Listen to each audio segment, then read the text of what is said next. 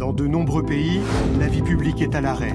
L'Italie ferme ses restaurants et ses boutiques et devient more than 7,000 confirmed cases of coronavirus here in the U.S. More than 100 biotechnology companies to discuss how the federal government can accelerate the development of vaccines and therapeutic treatments. Les conditions socio-sanitaires ne sont pas les mêmes. On n'a pas de vaccin. 6,010 active cases, 104 deaths. Bonjour tout le monde, c'est Nathaniel. Le monde est paralysé à cause d'un virus microscopique. Aujourd'hui, on est à Montréal pour parler des impacts positifs de ce qui se passe avec la crise de COVID en ce moment. Mère Nature est toujours la plus forte pour nous montrer à quel point notre modèle socio-économique est fragile et qu'il y a un équilibre très relié entre la santé, les finances et l'environnement. Par contre, à travers chaque grande crise, il y a toujours une lueur d'espoir et aujourd'hui, on va parler de cette lueur d'espoir-là qu'apporte le coronavirus pour la transition environnementale et ça pourrait vraiment être notre seule et unique porte de sortie pour faire cette transition. Des très bonnes nouvelles du côté de la Chine. On a appris que les satellites de la NASA avaient enregistré une baisse de 30% des émissions de GES en Chine pendant 4 semaines entre janvier et février.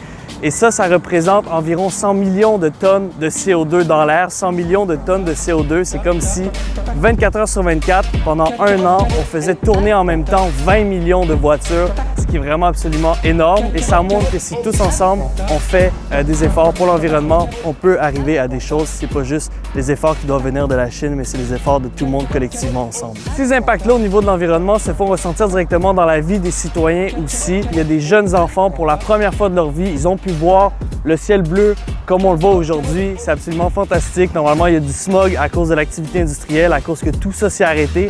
Ils ont pu voir le ciel bleu pour la première fois de leur vie. En ce moment, on estime que 75 000 personnes âgées et près de 4 000 nouveau-nés qui ont été sauvés de mort subite en raison de la pollution. Ça, c'est environ 20 fois plus de vies qu'on a sauvées que de vies qui sont mortes en raison du coronavirus.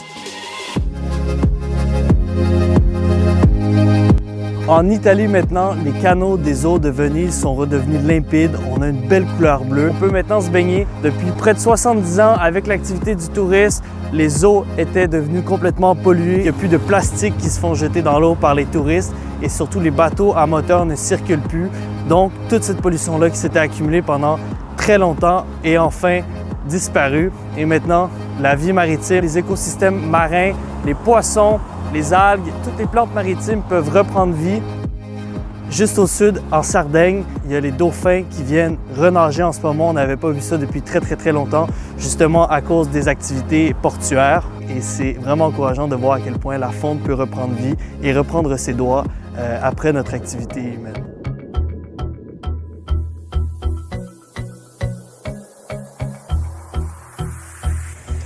Mais c'est pas tout pour les impacts environnementaux. En France, 15% de la consommation d'électricité totale a diminué. Cette consommation-là d'électricité était principalement faite à partir de l'énergie nucléaire. On sait qu'Air France-KLM prévoit une diminution de 90% de son service. Ça représente des milliers de vols chaque jour qui sont annulés.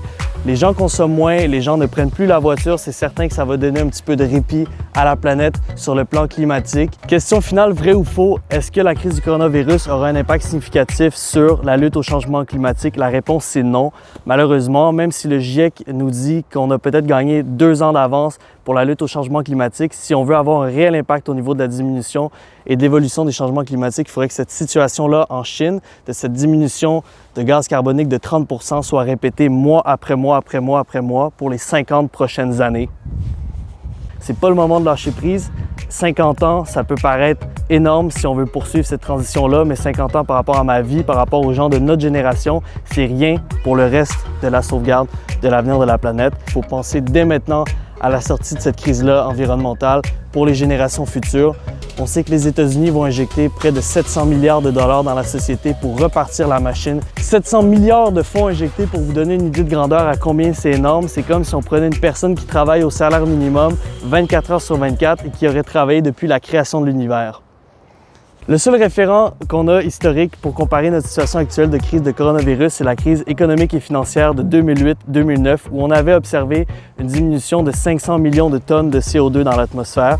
Et le problème avec ça, c'est que juste après, avec les milliards de dollars injectés dans la société, la machine avait reparti et on avait perdu ces effets-là sur l'environnement. Est-ce que le gouvernement aussi va profiter de ce moment pour injecter de l'argent dans la lutte au changement climatique? Je pense très honnêtement que ce serait le bon moment de le faire pour profiter de cette lancée-là qui nous est offerte malheureusement dû aux événements de la crise de coronavirus. Par contre, je pense que le volet environnement va passer en second degré et ça serait vraiment très dommage de perdre cet avancement qu'on a là contre la lutte au changement climatique. C'est une transition qui va prendre beaucoup de temps, mais on a déjà une bonne lueur d'espoir qui nous est parvenue à travers cette crise-là. Je pense qu'il faut saisir cette porte de sortie pour faire la transition environnementale dès maintenant et penser à la sortie de la crise aujourd'hui.